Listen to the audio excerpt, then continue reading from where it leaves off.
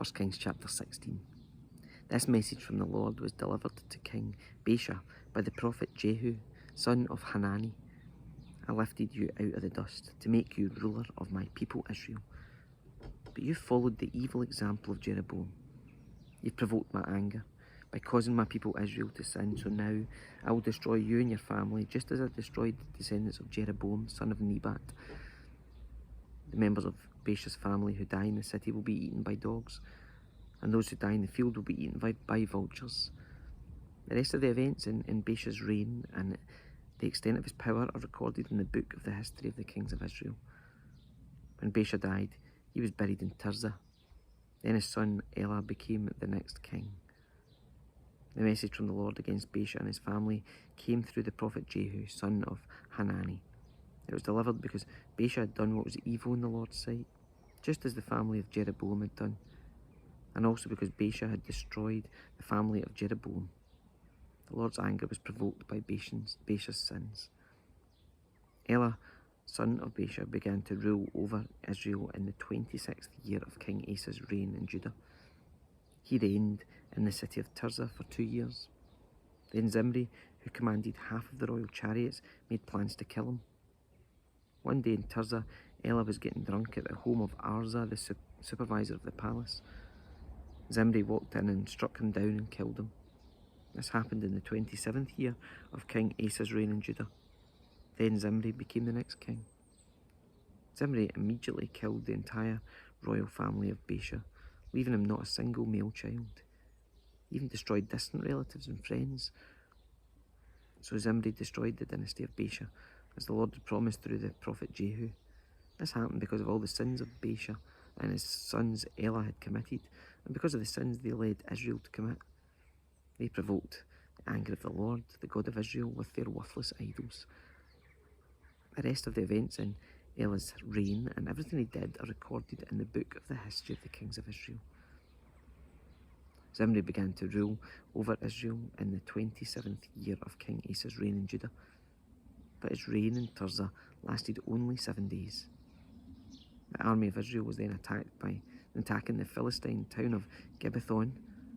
When they heard that Zimri had committed treason and had assassinated the king, that very day they chose Omri, commander of the army, as the new king of Israel.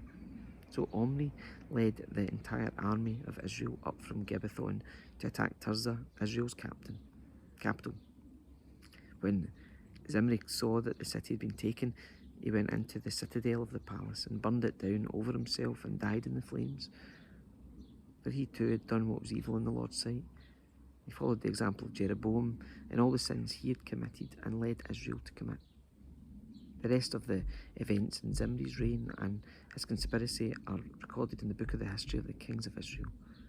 But now the people of Israel were split into 2 factions. Half the people tried to make Tibni, son of Ginath, their king, while the other half supported Omri. But Omri's supporters defeated the supporters of Tibni. So Tibni was killed and Omri became the next king. Omri began to rule over Israel in the 31st year of King Asa's reign in Judah. He reigned 12 years in all, 6 of them in Tirzah.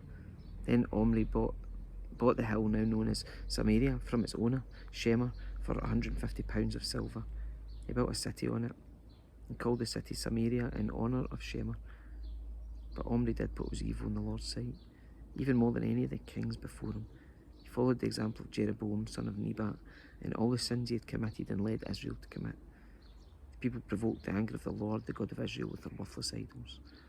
The rest of the events in Omri's reign, the extent of his power and everything he did are recorded in the book of the history of the kings of Israel. When Omri died, he was buried in Samaria. Then his son Ahab became the next king. Ahab, son of Omri, began to rule over Israel in the 38th year of King Asa's reign in Judah. He reigned in Samaria 22 years. But Ahab, son of Omri, did what was evil in the Lord's sight, even more than any of the kings before him. And as though it was not enough to follow the example of Jeroboam, he married Jezebel, the daughter of King Ethbaal of the Sidonians, and he began to bow down in worship of Baal. First Ahab built a temple and an altar for Baal in Samaria. Then he set up an Asherah pole. He did more to provoke the anger of the Lord, the God of Israel, than any of the other kings of Israel before him. It was during his reign that Ahiel, a man from Bethel, rebuilt Jericho. When he laid its foundations, it cost him the life of his oldest son, Abiram. And when he completed it and set up its gates, it cost him the life of his youngest son, Segub.